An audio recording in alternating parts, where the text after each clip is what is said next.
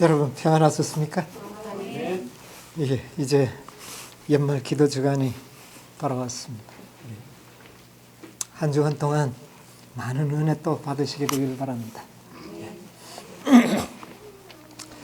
오늘 역시 요한복음 16장에 있는 말씀으로 은혜를 받기를 원합니다.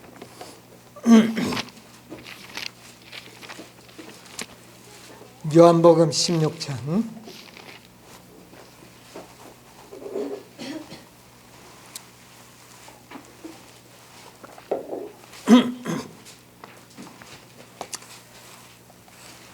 지난 안식일에 읽었던 말씀을 계속해서 읽도록 하겠습니다. 7절로부터. 그러하나 내가 너희에게 실상을 말하노니 내가 떠나가는 것이 너희에게 유익이라. 내가 떠나가지 아니하면 보혜사가 너희에게로 오시지 아니할 것이요. 내가 떠나가면 그를 너희에게 보내리니 그가 와서 죄에 대하여 의에 대하여 심판에 대하여 세상을 증명하시리라. 10절 의에 대하여라 하면 내가 아버지께로 가니 너희가 다시 나를 보지 못하며. 지난 안식일에는 죄에 대해서 우리 같이 은혜를 나누었습니다.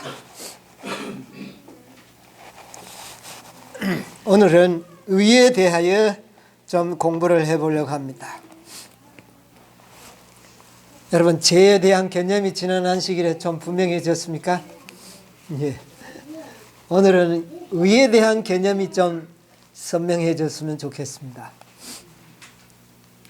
죄가 무엇이라고 했습니까?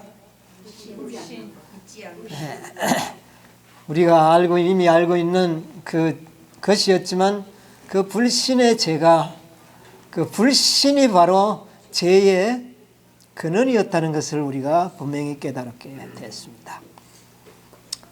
이 불신이 우리에게 작용하는 것은 참 여러 가지 부정적인 것을 많이 나타냅니다. 아까도 이야기했지만 불안, 근심, 걱정, 염려, 원망, 질투, 시기, 이것이 다 어디에서 기인되어 있습니까? 불신에 기인되어 있었다. 그것이 증폭되면 불법으로 열매가 나타나는데 우리는 그 열매만 잡고 죄로 생각을 하고 열매만 따서 없애려고 했는데 사실은 근원은 바로 불신이었다. 그것이 죄의 근원이었다는 것을 우리가 깨닫고 이 근원을 해소해야 되는 것이죠. 죄를 안 지으려면 이제 뭐가 필요합니까? 불신이 제거되어야 되는 것이죠. 이제 오늘 예수님께서 성령을 통하여 우리에게 깨닫게 하시는 그 의에 대하여라 하면 내가 아버지께로 가니 너희가 다시 나를 보지 못하며. 그런데 예수님이 말씀하시는 이 의가 좀 이상합니다. 의라고 하는 것은 내가 어디로 가는 겁니까? 아버지께로 가니 다시는 너희가 나를 어떻게 해요? 보지 못. 이게 의다. 참 이해가 조금은 잘 안 되는 문제입니다. 이제 성령께서 가르쳐 주셔야 될 것 같습니다. 그럼 우리가 알고 있는 의는 어떤 것입니까? 뭐가 의입니까? 의란 무엇입니까? 우리가 알고 있는 의. 예? 공정한 거. 이것도 참 대단히 많이 하는 겁니다. 공정한 거, 공의로운 것, 그 말이죠. 그것이 의로운 것. 공의롭지 못하면 그거는 불의한 거예요. 공의롭게 참 우리 인간들이 이기심을 가진 우리 인간들이 공정하게 무엇을 한다는 건 어떻습니까? 안 돼요. 이거 참 안 돼요. 조금 이쁜 사람한테. 촌수가 1촌이라도 더 가까우면 더 이제 거기에 애정이 가고 기울어집니다. 공정하기가 참 힘들어요. 또 의라는 것은 뭡니까? 문자적으로 의라는 것은 뭡니까? 옳은 것. 올바른 것. 올바른 일을 갖다가 옳다. 이렇게 우리가 이야기를 합니다. 자, 성경적으로 말했을 때 그러면 의로운 것은 무엇이 의로운 것입니까? 성경에서 말하는 의로운 것. 좀 더 다른 말로 표현하면 의로운 것이 뭡니까? 성경에서 의롭다고 하는 것이 뭐가 있습니까? 그리스도의 품성. 예수님.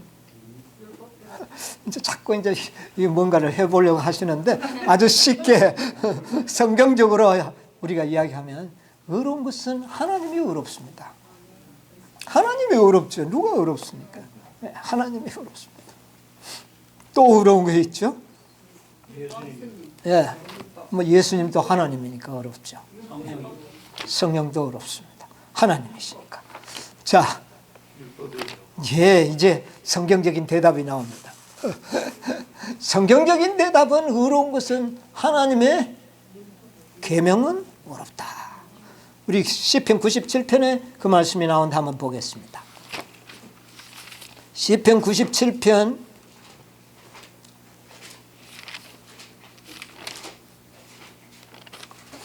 2절에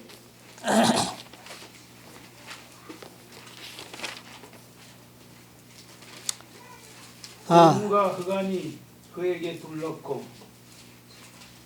예. 의와 공평이 그 보좌의 기초로다. 예, 하늘나라의 모습을 보면서 하늘나라가 어떤 곳입니까? 의로운 곳이다.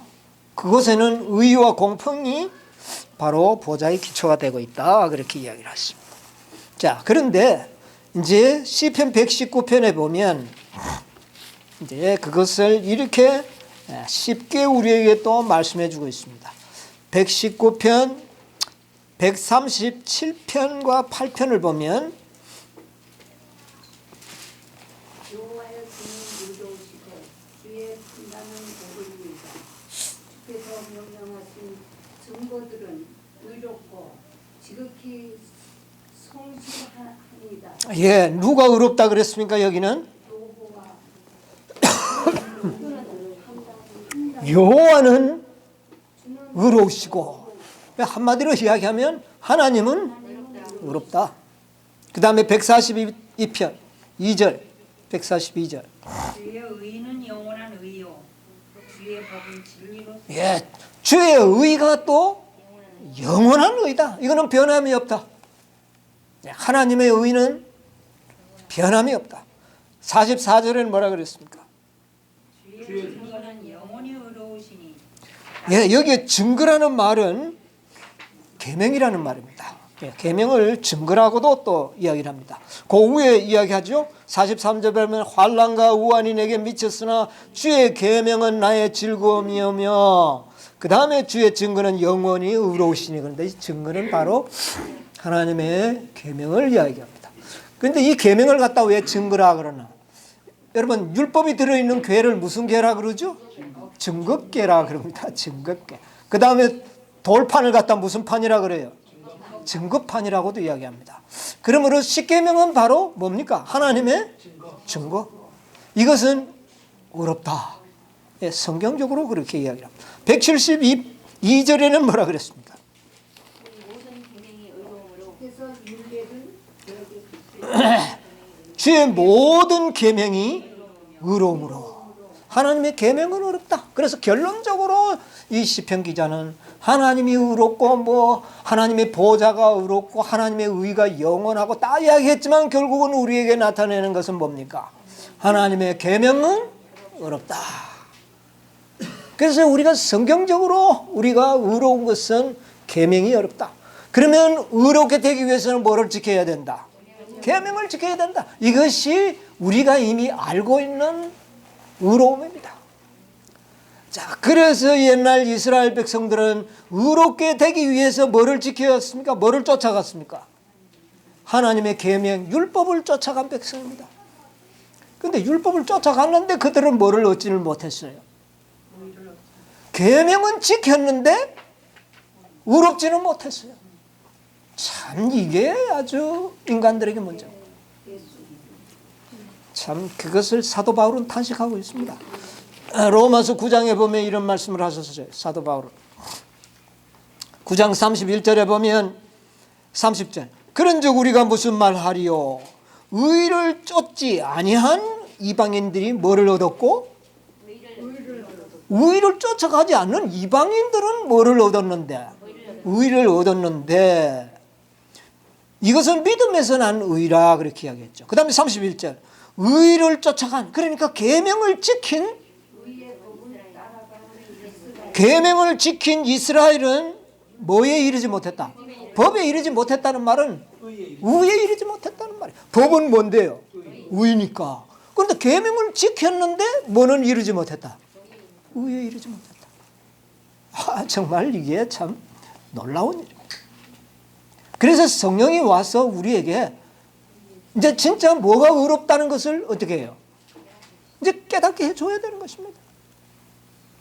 성경이 기록된 그 말씀으로 이해한 이스라엘 백성들은 계명이 의롭고 하나님이 의로우니 하나님을 섬기고 그의 계명을 지키면 우리가 뭐를 얻게 될 것이다. 우리가 의를 얻게 될 것이다. 그렇게 생각을 하고 그들은 어떻게 했습니까? 계명을 열심히 지켰습니다. 또 계명을 사랑했습니다. 그런데 결국은 그들은 의를 얻지 못했다는 그런 결론이 나버린 것입니다. 그래서 그들은 다시 의를 어떻게 해요? 배울 필요가 있었던 겁니다. 우리가 이 의를 배우는 것은 참 성령을 통하여 우리가 의를 배우지 않으면 정말 우리도 옛날 이스라엘 백성들처럼 열심히 여러분 재림교회가 뭐를 믿는 교회입니까? 하나님의 계명과 하나님의 계명 지키는 얼마나 계명을 지키려고 노력합니까? 숱한 고생을 하고 직장도 제대로 번번한 직장 하나 얻지 못하고 그렇게 힘들게 안식일을 지키는데 결국은 뭐를 얻지 못한다면 의에 이르지 못한다면 이거야말로 얼마나 억울한 백성입니까? 계명을 지키는 백성, 의로운 계명을 지키는데 의롭게 되지 못하는 백성. 옛날 이스라엘 백성이었고 오늘날은 누굽니까? 이 재림교인들이에요. 우리들입니다. 이거 참 놀라운 일이에요. 실물교훈에 보면 의인은 옳은 일을 행하는 것을 의미한다. 그러니까 옳은 일을 행해야 된다니까 우리는 어떻게 합니까? 이제 계명을 지키죠. 왜? 하나님의 모든 계명은 뭐하니까? 의로우니까. 그래서 계명을 지켜야 구원 얻는다는 말이 나오는 겁니다. 그런데 계명을 지키는 사람들이 의를 얻느냐? 이게 못 얻는 거예요. 참, 이게 얼마나 놀라운 일입니까? 그래서 성령께서 이제 예수님도 그것을 가르쳤는데 백성들이 그걸 이해합니까? 전혀 율법을 쫓아가던 이스라엘 백성들은 예수님의 말씀이 이거는 완전히 하나의 전혀 이 마음에 와 닿지를 않았어요. 하나님의 계명을 짓밟는 자같이만 느껴졌습니다. 예수님께서 이 땅에 와서 33년 동안 사는 것은 계명을 충실하게 지키는 그런 분이 아니라 계명을 사랑하던 그 이스라엘 백성들의 눈에는 예수님이 마치 뭐 하는 것 같아 보였습니까? 계명을 범하는 사람으로 그렇게밖에 보이지 않았습니다. 여러분 이거 굉장히 답답할 노릇 아닙니까? 그래서 예수님께서는 내가 온 것은 뭐를 폐하는 것이 아니다. 내가 율법을 내가 폐하러 온 것이 아니라 율법을 어떻게 해요? 율법을 나는 완전하게 하려 왔다. 여러분 이 말의 의미를 잘 이해를 해야 됩니다. 예수님께 어떤 한 청년이 찾아왔죠. 우리 마태복음에 한번 보겠습니다. 마태복음 19장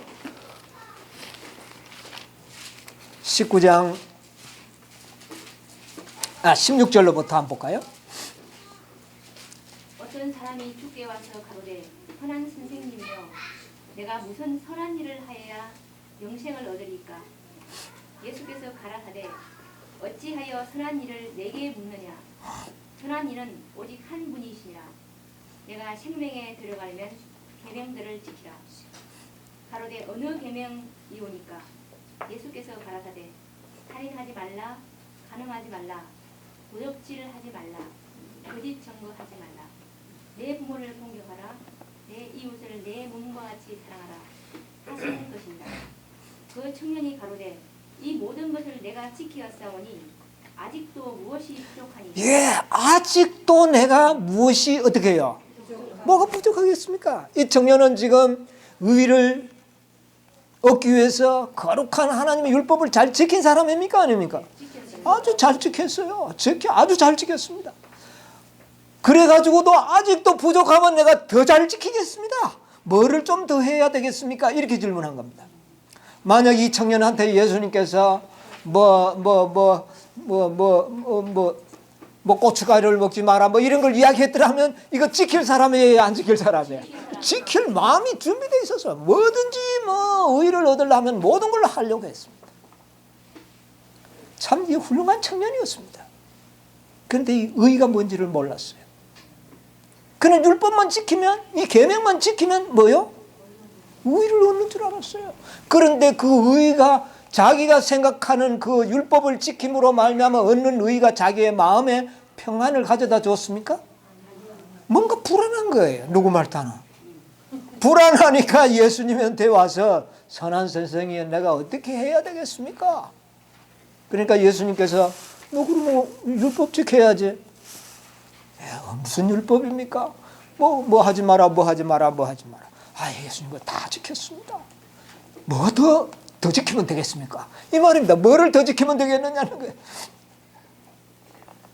제가 옛날에 그랬습니다.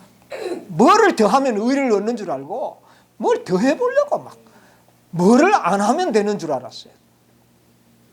그래서 처음에 참 제가 이 교운동 와서 진리를 처음 깨닫고요.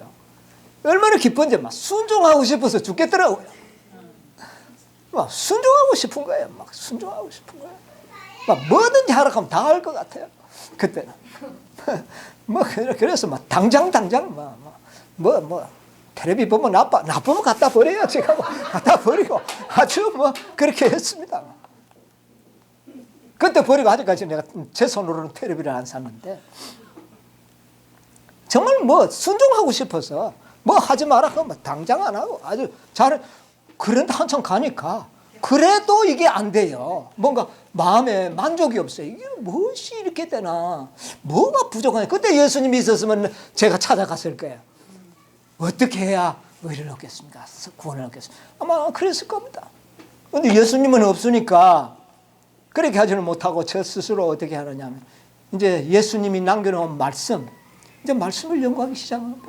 그래서 믿음으로 말미암는 의를 연구하면서 이런 모든 것들을 이해하게 된 것이죠. 자, 이 부자 법가는 청년은 정말 예수님께서 뭐 더 하라 그랬으면 막 즉시 그렇게 해야 할 수 있어요. 그런데 예수님께서 그러면 네가 완전하게 되고 싶으면 어떻게 하라? 네 그럼 재산 다 팔아서 저 가난한 자에게 다 주라. 그랬는데 그만 이거는 어떻게 됐습니까? 아, 이거는 못하겠어요. 그래서 근심하면서 돌아갔다. 그런 이야기가 여기에 기록이 됐습니다. 여러분, 우리가 계명을 지키면서도 죄를 지을 수가 있습니다. 이 청년에게는 뭐가 있었습니까? 계명은 잘 지켰어요. 그런데 뭐는 못했습니까? 그 이기심은 해결하지 못했어요. 내 모든 소유를 다 팔아 가난한 자에게 주라. 뭐가 없었더라면? 이기심이 없었더라면. 이기심이 없었더라면 그것도 줄 수도 있었을 텐데 뭐가 있었기 때문에? 재물을 사랑하는 마음이 있고 자기를 사랑하는 이 다 줘버리면 나는 어떻게 하냐? 남을 생각하기 전에 누구를 생각했어요? 자신을 생각하는 이기심이 있었기 때문에. 그래서 결국은요, 하나님의 계명을 잘 지키면서도 우리는 죄는 범할 수도 있다는 사실입니다. 여러분, 이거 참 굉장히 중요한 이야기입니다. 여러분, 로마서에 있는 말씀 한번 볼까요? 로마서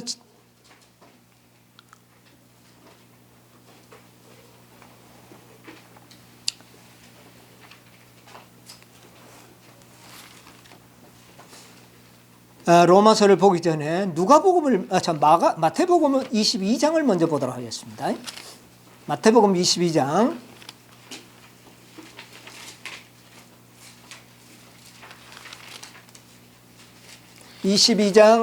35절로부터 있는 말씀을 보겠습니다. 그 중에 한 율법사가 예수를 시험하여 묻되 선생님이여 율법 중에 어느 계명이 크니이까? 예수께서 가라사대 내 마음을 다하고 목숨을 다하고 뜻을 다하여 주 너희 하나님을 사랑하라 하셨으니 이것이 크고 첫째 되는 계명이요 둘째는 그와 같으니 내 이웃을 내 몸과 사랑하라 하셨으니 이 두 계명이 온 율법과 선지자의 강령이니라. 예, 여기에 보니까 어떤 율법사가 또 예수님을 찾아왔습니다. 와서 또 예수님을 시험하는데 율법 중에 어느 계명이 크니까? 여러분, 율법은 뭐고 계명은 뭡니까? 예, 그렇죠. 자, 하늘에 계명이 있었습니까? 율법이 있었을까요? 여러분, 우리가 하늘에 십계명이 있었다고 생각하면 안 됩니다. 우리가 범죄하기 전에 뭐는 있었어요? 율법은 있었습니다. 그러나 범죄하기 전에 뭐는 없었어요? 십계명은 없었습니다. 이것은 범죄했기 때문에 범죄한 인간들을 위하여 주신 하나의 계명입니다. 이것은 율법에서 하나의 계명으로 조항으로 만들어져 가지고 특별히 누구한테요? 인간에게 주신 하나의 율법의 조항들이죠. 그러면 우리가 계명은 잘 지켜도 율법은 어떻게 해요? 범할 수 있다는 것입니다. 하나님의 율법은 뭘까요? 그러면 하나님의 율법은 예, 여기에 우리 율법사가 참 대답이 잘했습니다. 첫째는 뭐라 그랬어요? 하나님을 사랑하고, 둘째는 이웃을, 이걸 다 합치면 사랑이죠. 이게 그러면 뭘까요? 이게 이제 율법이죠. 이게 하나님의 품성이고 이게 의입니다. 다른 말로 말하면 이게 의예요. 자, 그러면 우리가 계명을 범하면서도 지키면서도 하나님의 율법은 범할 수가 있어요.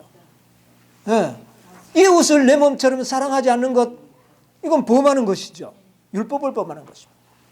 그런데 아마 아까 그 선한 선생님이 찾아왔던 그 부자 청년은 가난한 사람들 뭐 조금씩 도와주는 일을 했을까요? 안 했을까요?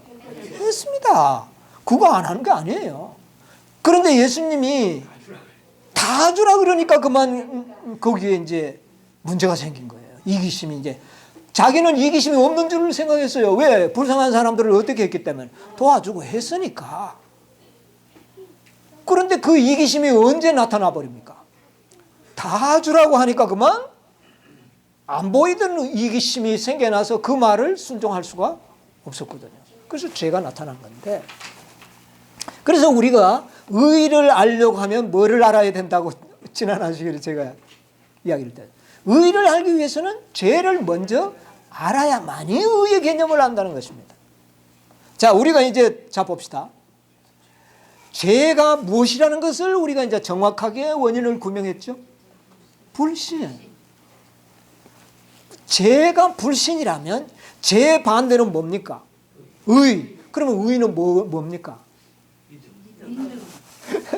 이제 조금 이제 나타나죠. 의는 뭐냐면은 믿음이라는 것입니다. 불신이 뭐였습니까? 죄. 죄 반대는 의요. 그것이 불신이었다면 불신의 반대는 뭡니까? 믿음이에요. 믿음이 의라는 겁니다. 하나님께서는 너희 믿음을 뭐라 하겠다? 의로 보겠다. 여러분, 이겁니다. 불신이 죄였듯이 믿음이 의라는 겁니다. 믿음이 의라는 것이에요. 여러분, 이제 의를 얻는 방법을 알겠습니까? 율법을 지킴으로 의로운 것이 아니라, 계명을 지킴으로 의로워지는 것이 아니라 무엇으로? 믿음으로 된다. 이제 이 의의 개념을 우리가 분명히 알아야 돼요. 의의 개념을 알아야 의를 얻을 수가 있죠. 그 의를 얻을 수 있는 유일의 방법은 무엇입니까? 믿음이라는 것입니다. 우리가 의를 얻는 것도 믿음이요, 의롭게 되는 것도 믿음이요. 완전케 되는 것도 믿음. 이게 어려운 거예요. 이제 우리가 결론이 이미 나왔습니다.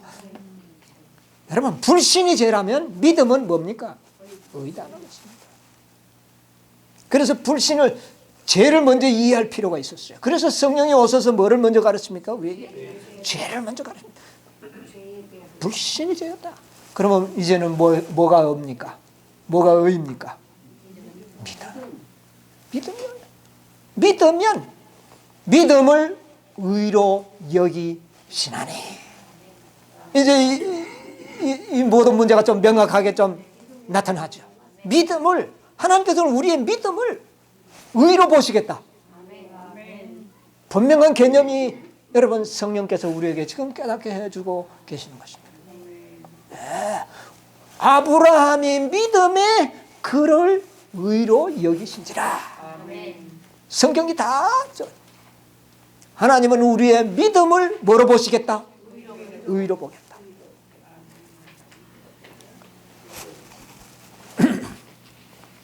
여러분, 우리가 이런 이제 의를 우리가 이해하게 되는데, 그런데 왜 예수님께서 하신 말씀은 좀 더 그거하고는 또 그래도 뭔가 차이가 있는 것 같아요.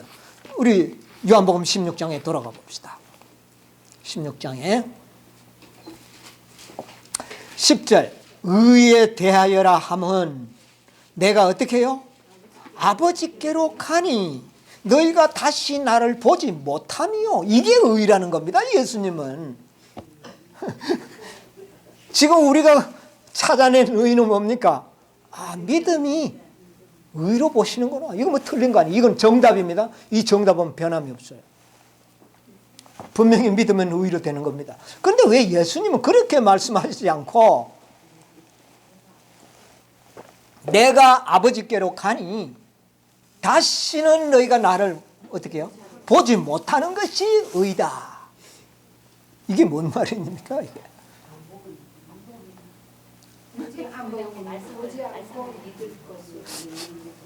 예, 뭐 그 말씀 옳습니다. 틀린 거 아닙니다. 예, 옳은 말씀입니다. 안 보고 믿어야죠. 자꾸 우리는 봐야 믿으려고 합니다. 의를 자꾸 보려고 하다가 자꾸 실망하죠. 의가 보여야죠. 안 보이는데. 의가 어디에서는 안 보여요. 나에게는 안 보이지만 누구한테는 보입니까? 예수님한테는 의가 보이잖아요. 근데 그걸 봐야 되는데 자꾸 나인데 없는 나에게 보니까 실망이 되는 거다 그 말입니다. 자, 그런데 예수님은 내가 아버지께로 가니 다시는 너희가 나를 보지 못하며. 이 말의 의미가 뭐냐?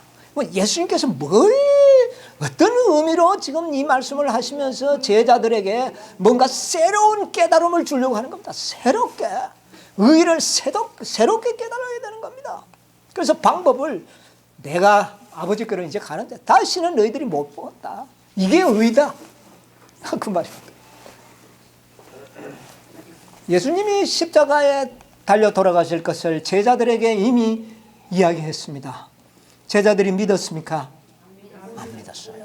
그렇게 되면 안 된다. 오히려 안 됩니다 하고 베드로가 그렇게 이야기했어요. 내가 죽으면 3일 만에 다시 살아나리라. 그래서 예수님이 살아났습니다. 그래서 그 소식을 여인들이 전하니까 제자들이 아멘 하고 기뻐했습니까? 안 믿었습니다. 안 믿었습니다. 살아났다 하니까 더 헷갈렸습니다. 혼란스러웠습니다. 엠마오로 가는 제자들이 그 이야기를 듣고는 용기가 100배 해야 될 텐데 그들은 실망해서 지금 어디로 갑니까? 집으로 가고 있는데 예수님이 뒤에 따라와서 이야기를 합니다. 바로 너희가 믿고 있는 그 메시아는 죽어서 3일 만에 부활해야 되지 않은가? 이게 성경에 예언되어 있지 않느냐? 그 이야기를 들으니까 가슴이 어떻게 됐어요? 막 뜨거워지고 막 힘이 솟아오르고 그렇게 했습니다. 안 믿었다는 이야기입니다. 안 믿었어요. 자, 나중에 예수님이 부활하신 모습을 실제로 12 제자들에게 다 어떻게 했습니까? 보여주셨습니다. 보는 즉시는 기뻤을까요? 안 기뻤을까요? 기뻤죠. 물론 기뻤죠. 그러나 그 부활하신 예수님의 모습을 보았으면서도 제자들의 마음에는 평안이 있었습니까? 없었어요. 이상하죠? 예수님께서는 어떤 백성들이 와서 네가 메시아면 표적을 보여라, 그런 이야기를 했습니다. 그러니까 예수님이 뭐라고 이야기하셨죠? 내가 너희들에게 보여줄 표적은 이제 뭐밖에 없다. 이미 내가 너희들에게 표적을 얼마나 보여줬느냐. 믿지 못한다면 이제 내가 보여줄 표적은 요나의 표적밖에 없다. 그것은 무엇을 의미한 것이죠? 예, 내가 요나가 3일 만에 고래 뱃속에서 나온 것처럼 내가 3일 만에 부활하리라. 이것밖에 이제 내가 너희한테 보여줄 게 없구나. 그러나 그걸 보려면 시간이 좀 지나야 된다, 그 말이에요. 그래서 예수님께서는 십자가에 돌아가셨고 그 다음에 부활하셨습니다. 이스라엘 백성들 참 불안했습니다. 내가 죽으면 뭐 하리라? 3일 만에 부활하리라. 그래서 그 무덤을 그들은 어떻게 했습니까? 이스라엘 지키도록 했어요. 그것은 예수님의 부활을 더 확증하는 증거가 되어버렸죠. 100명의 군사가 그걸 지켰는데 그 훔쳐간다는 건 말도 안 되는 이야기거든. 부활한 증거가 확실히 나타났고 예수님이 부활한 모습을 그들은 나중에 볼 수도 있었습니다. 제자들은 그걸 봤어요. 보고 난 다음에도 제자들의 마음은 아직도 혼란스럽습니다. 베드로가 뭐라 그럽니까? 우리 뭐 하러 가자? 고기 잡으러 가자. 세상에 부활하신 예수님을 보고도 뭐 잡으러 가려고 그랬습니까? 고기 잡으러 가려고 그랬어요. 이 믿음이 이게 제대로 된 겁니까? 우리 같으면 어땠습니까? 부활한 예수 봤으면 어떻게 했을 것 같아요? 나 같으면 안 그랬을 것 같아요.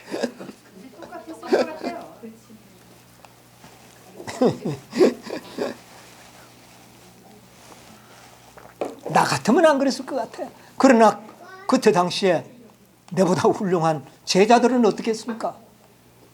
그게 그들의 마음에 완전한 평안을 주지 못했어요.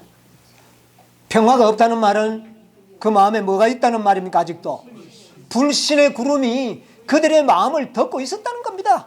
뭐를 보고도? 부활을 보고도. 그랬으니 오죽했으면 유대 백성들이야, 일반 백성들이야 오죽했겠습니까? 그래서 예수님께서는 부활한 후에 즉시 하늘로 올라가 버렸으면 어떻게 했을까요? 다 끝났다, 이제 우리 다 고기나 잡고 살자, 이렇게 되어버렸을 겁니다. 그런데 예수님께서 어떻게 하신 겁니까? 40일 동안은 이 땅에 있을 수 있는 최고의 기간 40일을 누구와 함께 지납니까? 제자들과 함께 지납니다. 그러니까 그 부활이 어떻게 될까요? 제자들의 마음속에 이제 실감이 좀 옵니다. 40일 동안 예수님이 그냥 계신 게 아니라 많은 진리들을 이야기해 줍니다. 이제 좀 깨달아집니까? 이제 성경을 가르치니까 그 전에 정말 뭔 말인지 몰랐는데 이제 그 말이 쫙 기억이 나면서 깨달아집니다. 이제 예수님이 40일을 거의 보내고 이제는 하늘로 어떻게 해야 합니까? 이제 올라갔어야 됩니다. 이제는 올라갔어야 돼요. 이제 어떤 계획이 있습니까? 이제 예수님은 이제는 속죄양으로서의 그리스도가 아니라 중보자로서의 제사장으로서의 봉사를 해야 할 시간이 임박했다는 말입니다. 그 일을 하기 위해서는 이제는 예수님은 하늘로 올라갔어야 되는 겁니다. 자, 올라가시면서 이제 그 제자들에게 이야기하는데 수많은 무리가 한 500명의 문도들이 그 예수님을 따라가면서 그 이야기를 듣는데 예수님은 서서히 어디로 갑니까? 겟세마네 동산에 갑니다. 감람산. 예수님이 어디서 승천합니까? 감람산에 승천합니다. 예수님이 앞으로 어디에 오십니까? 감람산에 오십니다. 여러분, 이 감람산에, 저는 이 감람산을 한번 가보고 싶어요. 이스라엘 백성들이 중요하게 여기는 산은 어느 산이었습니까? 그때 당시에 이스라엘 백성들이 시온산. 이 시온산은 이 다윗 궁전이 있던 산입니다. 그 시온성의 산에 다윗의 궁전을. 그리고 또 이스라엘 백성들은 이삭을 제물로 바쳤던 무슨 산? 모리아산. 시온산, 모리아산 거의 같이 붙어있는 산입니다. 봉우리만 살짝 다르지 같은 산이에요. 사실 그 산이 그 산입니다. 다른 산은 아니에요. 그러나 봉우리 이름이 하나는 시온산이고 하나는 모리아산. 모리아산에는 하나님의 거룩한 성 예루살렘 성전이 그곳에 지어져 있습니다. 그 이삭이 제사드리는 그 땅에. 그런데 감람산은요, 인기가 있었을까요? 이거는 전혀 인기가 없는 산, 하나의 어린아이들의 놀이터 정도밖에 되지 않는 그런 아주 인기가 없는 감람산이 나중에는 최고의 뭐를 받습니까? 최고의 영광을 누리는 산이 됩니다. 왜 그럴까요? 이 감람산이 왜 그런 산이 될까요? 예수님께서 피땀을 흘리면서 기도했던 산 어디입니까? 인류를 위하여 십자가를 지느냐 마느냐 최후의 기도를 했던 산이 어느 산입니까? 이 감람산. 하나님의 아들이 이 땅에 와서 고민하면서 울부짖던 산, 그 산이 바로 감람산입니다. 그리고 그 감람산에서 예수님은 평소에 무슨 일이 있으면 어느 산에서요? 감람산에서 하나님과의 그 대화를 나누던 산. 감람산에서 붙잡혀가지고 결박당해서 골고다로 끌려갔던 산. 그게 바로 감람산. 이 감람산은 제자들에게 예수님을 기억하기에 가장 좋은, 예수님의 생애를 가장 많이 간직한 그런 산이 어느 산입니까? 감람산. 자, 감람산으로 예수님께서는 가시면서 제자들이 다 따라가는데 베드로가 감람산에 올라가면서 무슨 생각을 좀 했을까요? 이 산에서 예수님께서 그 피땀을 흘리면서 그 고민스럽게 기도하는 장면이 생각났을까요? 안 났을까요? 그것을 연상할 수 있었어요. 자기가 예수님을 3번이나 부인하고 저주해가지고 뛰쳐와서 어디서 기도했습니까? 바로 예수님이 고민하던 그 자리에, 그 기도하던 자리에 가서 자기도 고민하면서 울면서 회개했던 산이 어느 산이죠? 이 감람산. 감람산에서 예루살렘 성을 바라보면서 예루살렘아 예루살렘아 우셨던 하나님의 아들이 눈물을 흘렸던 산이 바로 감람산. 감람산에서 기도하시고 피곤하면 조금 내려가서 마리아의 집에, 나사로의 집에 가서 휴식하고, 이렇게 했던 모든 예수님의 생애, 공생애, 생애 역사를 간직하고 있는 산이 바로 감람산.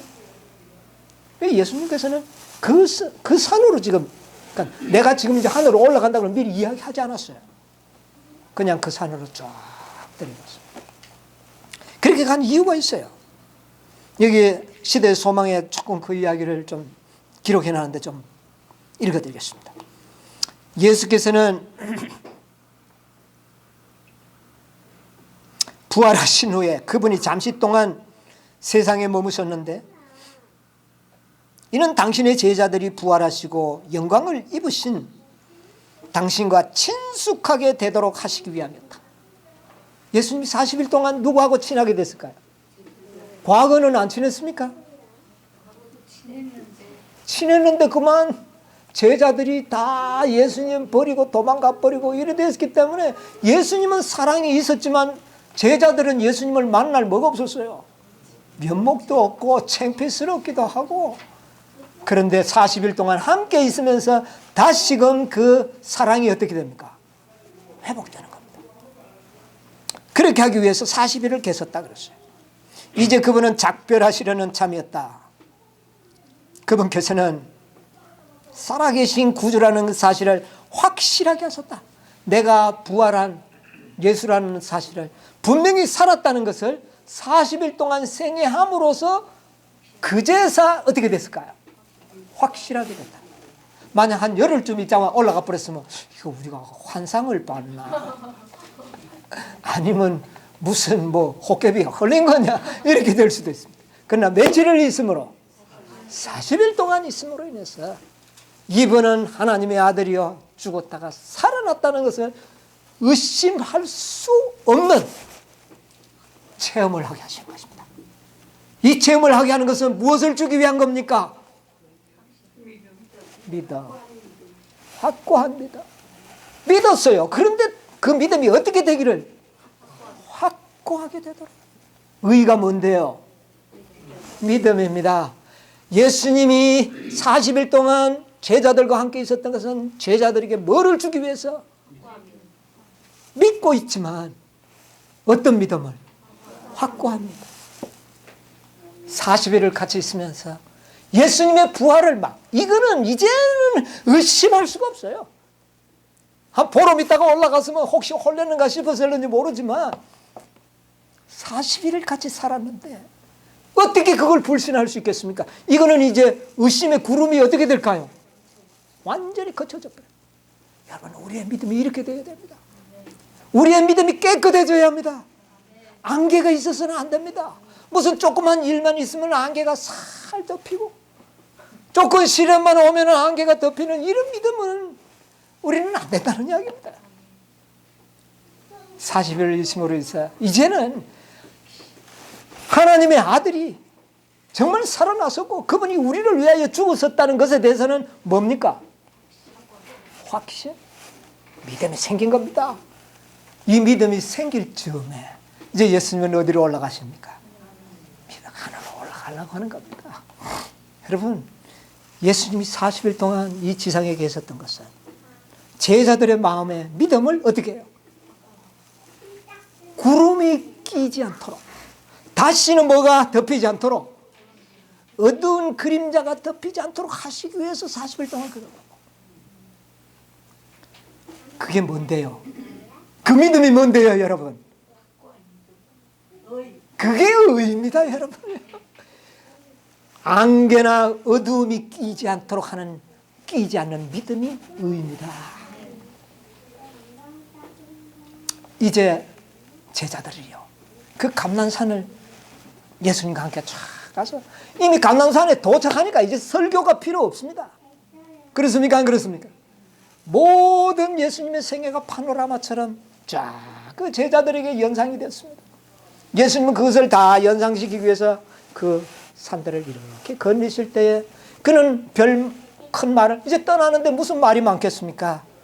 조용하게 제자들 데리고 이곳 저 바위 밑에서 예수님이 기도하셨지. 그래, 우리가 예수님을 그렇게 피땀 흘리며 기도하는데 우리는 잠자고 있었지.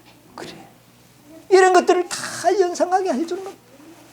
그리고 마지막으로 예수님께서는 세상 끝날까지 내가 너희와 함께 있으리라, 그런 말을 하고 쫙 하고 손을 벌리면서 축복하는 것 같으면서 그때 어떻게 되는 겁니까? 어떤 이 지구의 중력의 힘보다 더 강력한 힘에 의하여 예수님의 몸이 어떻게 되죠? 하늘로 쫙 빨리 올라갑니다. 가니까 제자들이 어떻게 됐을까요? 눈이 아주 그냥 완전히 둥그리듯 쳐다가 하늘로 올라가는 예수님을 쳐다보고 있습니다. 그런데 예수님의 모습은 점점 어떻게 되죠? 이제 멀리 올라가서 보이지를 않습니다. 전에 같으면 어떻게 했을까요? 이제 예수님이 안 보입니다. 하늘로 올라가 버리고 안 보입니다. 전에 같으면 어떻게 했을까요? 아이고, 또 가버렸었구나. 또 가셨네, 우리 버리고. 또 그림이 끼일 겁니다. 그러나 그때 제자들은 어떻게 됐어요? 하늘로 올라가는 겁니다. 살아나시더니 이제는 내가 내 아버지께로 올라간다. 내 아버지, 너희 아버지, 내 하나님, 너희 하나님 께로 내가 올라간다. 그렇게 이야기한 겁니다. 그래서 예수님이 올라가는 모습을 다 보니까 정신이 넋이 나가버렸죠. 천사들이 뭐라 그럽니까? 갈릴리 사람들아, 어찌하였어서 하늘만 쳐다보고 있느냐? 정신 좀 차리라. 이제 하늘로 가심을 본 그대로 오시리라. 정신이 났습니다. 정신 차려보니 예수님은 안 계시고 자기들만 남았습니다. 그러나 제자들은 어떻게 했어요? 기쁨이 어떻게 됐습니까? 예수님 가버렸었는데 기쁨이 막 충만했습니다. 40일 동안 그 확신에 또 한 번의 확신이 더 생깁니다. 예수님은 사람이 아니고 하나님이셨구나. 하늘로 올라가 버렸어요. 이제 자, 믿음의 결과는 뭡니까, 여러분? 하늘로 올라갔었으니 우리도 올라갈 것입니다, 여러분. 믿음으로 말미암는 의가 뭡니까? 우리가 아이고 그때 대 봐야 하는 겁니까? 예수님이 올라가는 모습을 보고도 우리도 그때 대 봐야 알겠습니까? 제자들은 기쁨이죠. 예수님이 우리를 데리러 오시는구나. 그러면 이제 구원받기 위하여 사는 겁니까? 이제부터는 뭐 하기 위해서 사는 겁니까? 너희는 가서 어떻게 해요? 모든 민족에게 어떻게 해요? 가르쳐서 내 이름으로 뭐를 주라? 이제 그들에게는 뭐가 남았습니까? 사명. 여러분이야, 우리가 구원을 위하여 이 땅에 사는 것이 이제는 아니고 이제는 하나님의 나라의 백성들을 모으기 위해서 사는 것이지, 이제 우리는 구원을 받을까 안 받을까, 여러분 이제 앞으로 이 이야기 하지 않게 되기를 바랍니다. 제자들은 이제 예수님이 하늘로 온 것을 봤기 때문에 더 이상의 뭐가 필요 없습니다. 이제 그들은 돌아가서 기쁨이 충만해서, 그런데 가시기 전에 예수님 뭐라 그랬어요? 너희는 성령이 너에게 임할 때까지 아무 일도 하지 말고 이 성전에, 이 성 안에 머물라. 그러니까 뭐 그 교회 안에 머물라 그래서 조직 떠나면 안 된다 하는데 그거는 말도 안 되는 소리고, 너희들이 능력을 받기 전에는 성 밖에 나가지 말라는 겁니다. 이제는 뭐를 받고 난 다음에 나가라? 성령을, 능력을 받고 나가라는 것입니다. 여러분이요, 우리는 능력을 받아야 됩니다. 능력을 받기 위해서는 우리의 믿음이 깨끗해야 합니다. 믿음이 깨끗하다는 말이 뭡니까? 어떤 구름이나 안개가 덮여서는 안 된다는 이야기입니다. 그 믿음에 뭐를 부어주실 겁니까? 늦은 빛, 이른 빛 성령과 같을 것입니다. 이전과 같이 늦은 빛도 같을 것이라 2장 23절에 이야기했죠.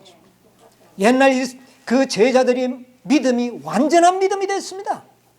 그렇죠? 깨끗한 믿음이 됐습니다. 구름이 끼지 않은 믿음이 됐습니다. 거기에 뭐가 임한 것입니까? 성령. 이제 늦은 빛 성령을 어떻게 하면 받을지 이해가 됩니까? 이런 믿음이 준비되어야만이 늦은 빛 성령을. 아직도 우리가 믿음으로 말면 믿음에 대해서, 믿음은 믿고 있기는 있으나 그 믿음이 확실하지가 않습니다. 깨끗하지가 않습니다. 아직도 근심이 있고 걱정이 있고 아직 이르는 상태에는 뭐가 부어질 수 없습니까? 늦은 빛과 성령이 부어질 수 없습니다. 자, 전에는 예수님께서 다락방에서 잠시 보여주고는 또 어떻게 했습니까? 사라졌습니다. 엠마오로 갈 때에 잠시 보여주고는 사라졌습니다. 자, 고기 잡으러 갔을 때 잠시 보고는 또 갔습니다. 그리고 또 오더니 하늘로 올라가 버렸습니다. 이제는 다시는 볼 수 있어요, 없어요? 다시는 내가 아버지께로 가니 다시는 너희가 뭐하지 못할 것이요? 보지 못할, 이게 의라는 겁니다. 전에는 안 보이면 어떻게 했습니까? 불안했습니다. 이거 우리 벌 있었는가? 그러니까 또 나타났어요. 그래 보니까 또 믿음이 생깁니다. 근데 또 안 보여요. 또 불안합니다. 그래서 예수님은 부활한 후에 보여주셨다가 또 안 보여주셨다가 보여주셨다. 그러나 이제는 다시는 너희가 나를 그래도 너희가 믿을 것이다. 그게 의라는 것입니다. 여러분 아시겠습니까? 어떤 믿음이 의라는 것을 우리에게 가르쳐요. 다시 우리가 예수님을 안 보더라도 여러분이요, 재림하는 모습이 우리는 전혀 보지 않아도 우리는 어떻게 해야 됩니까? 우리가 믿어야 되는 것입니다. 우리가 품성이 변화되지 않아도 주님께서 이미 주신 것을 알고 의심의 구름이 안 껴야 합니다. 구원에 대해서 의심의 구름이 끼면 안 됩니다. 이래가 구원받겠나? 자꾸 자신을 보면서 겸손한 척하지만 그거는 다 불신이라는 것입니다. 다시는 너희가 나를 보지 못할 것이요. 그런데도 제자들은 다시는 보지 못하는데도 기쁨이 어떻겠습니까? 충만했습니다. 무엇 때문입니까? 그들에게 뭐가 있었기 때문에? 믿음. 그 믿음이 여러분 의로운 것입니다. 그 믿음이 우리를 완전하게 하실 것입니다. 그 믿음을 우리는 소유하는 백성이 되어야 합니다. 그게 의입니다. 이제 그 말의 의미를 아시겠습니까?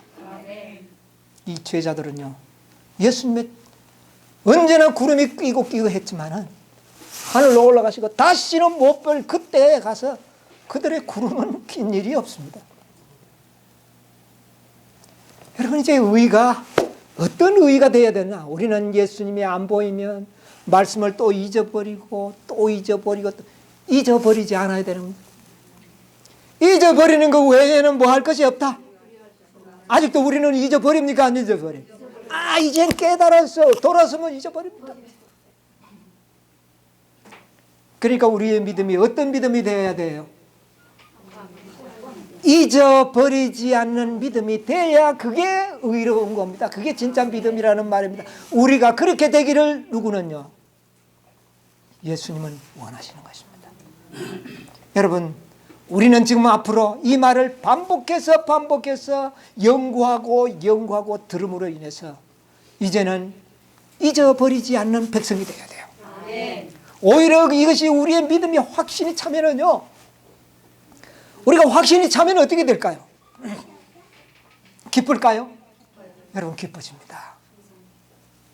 믿음으로 말미암는 의가 깨끗해지면, 확실해지면 기뻐져요.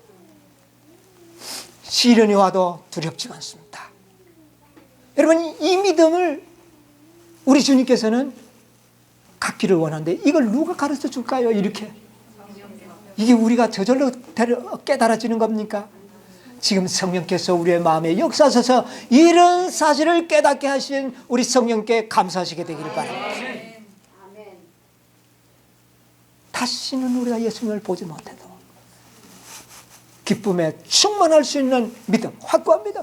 아브라함이 바로 그런 믿음을 나중에 배웠죠.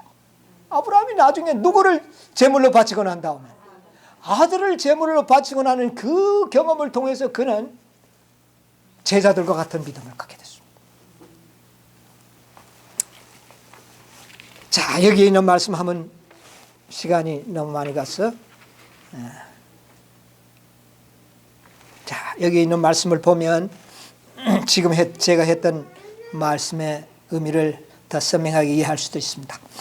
이거는 시대의 소망 832페이지에서 833페이지, 여러분 그 하늘로 올리우시는 그 성전 장면의 말씀, 여러분 한번 돌아가시면 읽어보시면 좋을 거예요. 그리스도께서는 인간의 모습으로 하늘에 올라가셨다. 제자들은 그분을 영접하는 구름을 보았다.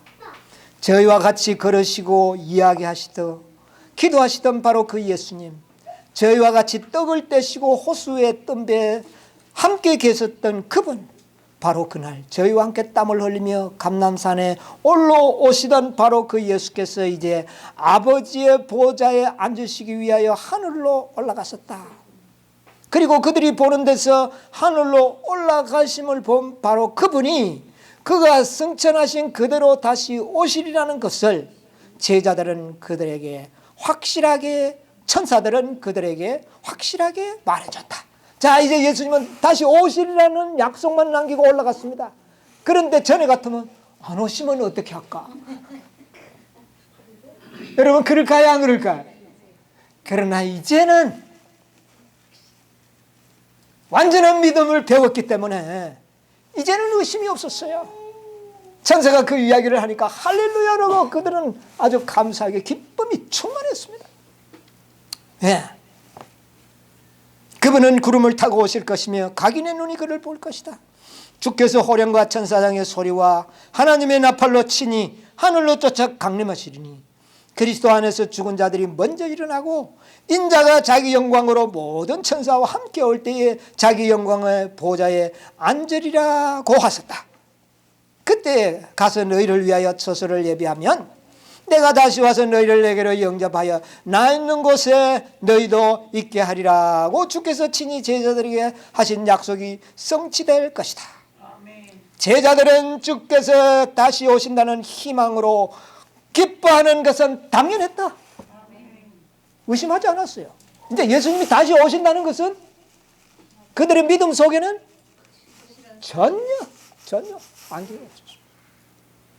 여러분, 우리가 이런 믿음이 되어야 됩니다. 예. 제자들이 예루살렘에 돌아왔을 때 백성들은 놀라움으로 그들을 쳐다보았다. 그리스도께서 재판을 받으시고 십자가에 못 박히신 후에 제자들은 기가 죽고 몹시 수치심을 느끼시리라고 그들은 생각했다. 사실 또 그랬고요. 그런데 이제 보세요. 그러나 그것과는 반대로 그들의 얼굴에는 즐거움과 승리가 있을 뿐이다. 돌아와서 제자들의 모습을 보니까 예수도 없이 홀로 왔는데 제자들의 모습은 어떻습니까? 완전히 달라졌습니다. 맞아. 기쁨이 충만했고 승리의 얼굴이었다. 여러분, 우리가 이 승리의 얼굴을 가지고 있어야 됩니다. 네. 네. 그들의 얼굴은 이 세상에서 찾아볼 수 없는 행복으로 빛나고 있었다.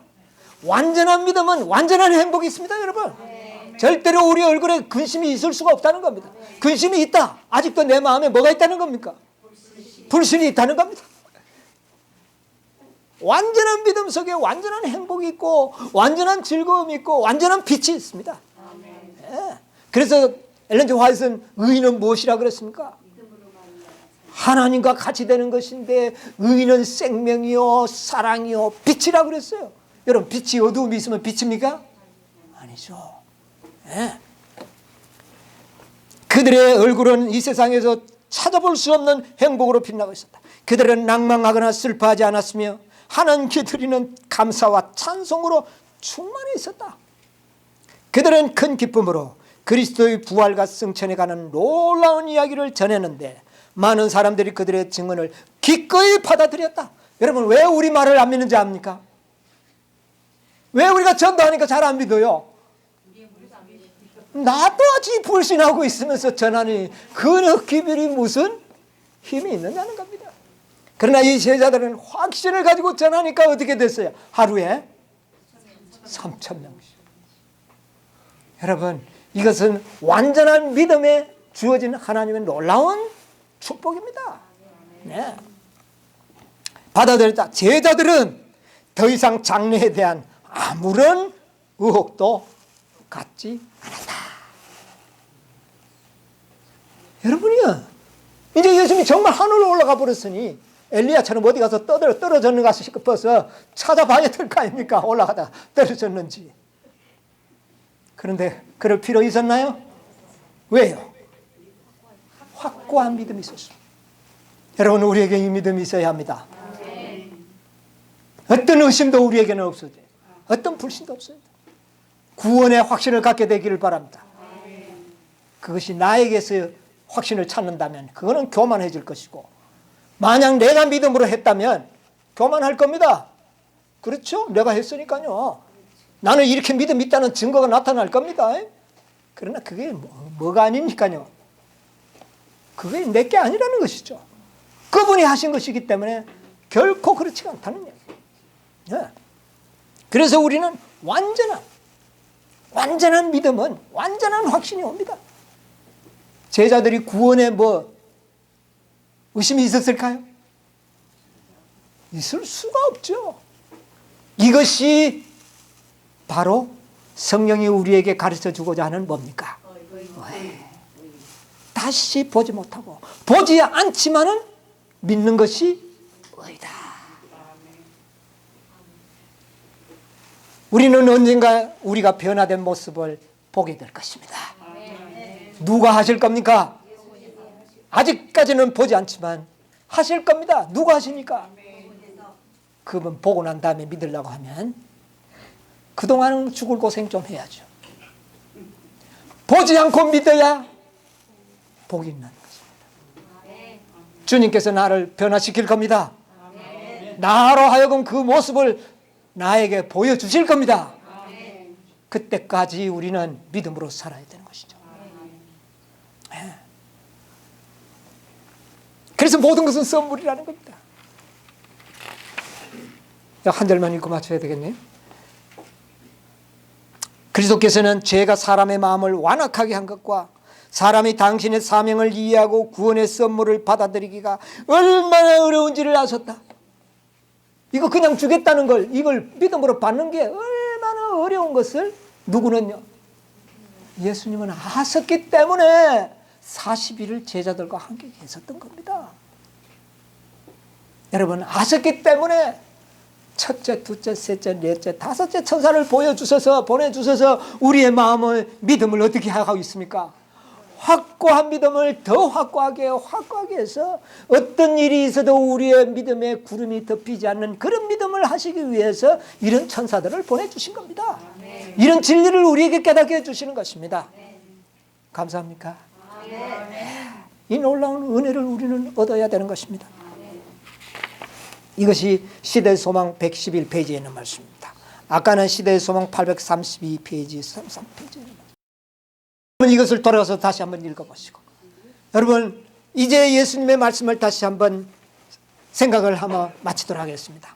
16장 10절 의에 대하여라 하면 내가 한번 같이 읽읍시다. 하면 내가 아버지께로 가니 너희가 다시 나를 보지 못하니라. 여러분 이제 이 말씀의 의미를 이해하게 되시리라 믿습니다. 이 놀라운 믿음이 여러분의 마음에 참된 행복과 평화를 가져다 주기를 간절히 바랍니다.